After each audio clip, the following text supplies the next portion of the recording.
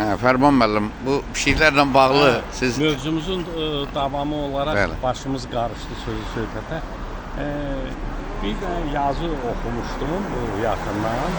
Deməli, keçən əsrində hardasa ikinci yarısında dəqiq deyənmərəm illəri, hardasa 60-70-ci illərdə Almaniyada, bilirsiniz ki, Almaniyada mədəniyyəti ilə zadla seçilən bir devlətdə hansısa bir dırnaq arası ağıllı adam məsləhət görür ki, kişilərin sayı çoxalır, nə bilim, antisanitariya, nə bilim, belə bir şeylə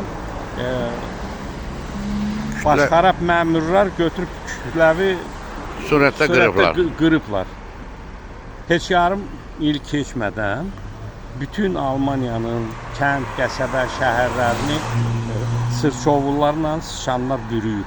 Antisanitariya epidemiyada yenə yaxşı ağıllı adam tapıb, Almanlar ağıllı milləti, təcili devlət fövqəladə iclas keçirib, qərar qəbul edib ki, təcili o say bərpa olmalıdır. Yoxsa batıb gedirlər. Bütün bürümüşdür. Almaniya çox təşvişə düşmüşdür. Və qərar qəbul edirlər ki, təcili sayı bərpa olunmalıdır. Onda neynəmə? Başqa devlətlərdən. Pişiyin biri $50 alıblar. 2-3 ayda bərpa ediblər, sonra da vəziyyət düzəlir. Ona görə deyirəm ki, hər bir heyvanın Allah Taala tərəfindən yaradılanda və təbiətin öz qanunları var, təyinatı var. Məsələn, Çin özü də, Çində müxtəlif, özünüz bilirsiniz, onlarda da inqilablar olurdu, Mao Zedonun vaxtında da hərəsi bir cür, bir istiqamətdə dəlxəy qərarları var idi. Elə onun biri də onlarda da sərçələrə qarşı olmuşdu. Sərçələr bunların taxıl zəmilərini, zadı çox ziyan vericidir. Onlar da həmin işi görmüşdü axı. Göyə setka qurası deyilsən axı. Bu gördülər ki, alınmır biabırçı və həşəratlar əksinə 10 qat ondan artıq ziyan vurur. Və bunlar da təcili sayı bərpa edirlər, işini düzəldir. Yəni, həyatda belə şeylər də olur. Hər bir heyvanın özünün təyinatı var. Və onu demək istəyirəm ki, əsas bu heyvanlar dilsiz, ağızsız heyvandır. Bizim dövlət də, cənab prezident COP29'da gördünüz, bütün dünyanın gözü buradaydı. Cənab prezident böyük irəliləyiş, mütərəqqi bir addım da atdı. Göstəriş verdi, kütləvi qırğın, yanğınlara qarşı şeylədi və dedi ki, bu təcili, bunun qarşısı alınmalıdır.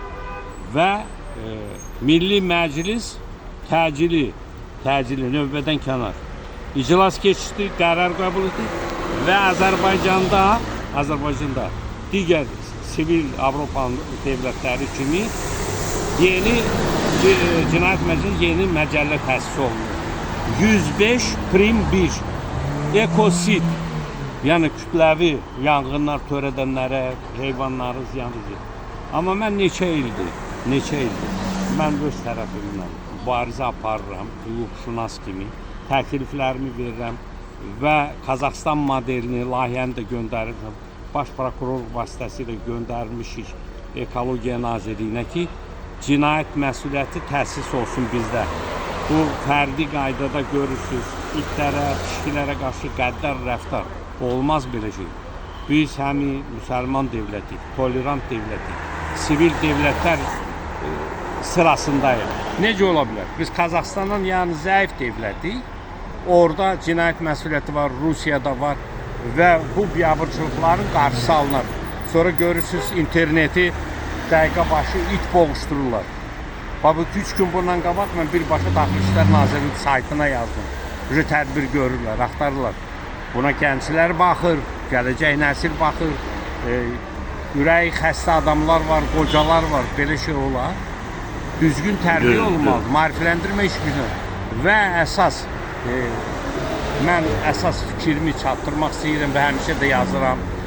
Cənab Prezidentin saytına da, Nazirlər Kabinetinə də və bütün aidiyyət təşkilatlara yazıram ki, bir dəfəlik Azərbaycanda sığınacaqlar yaranmalıdır.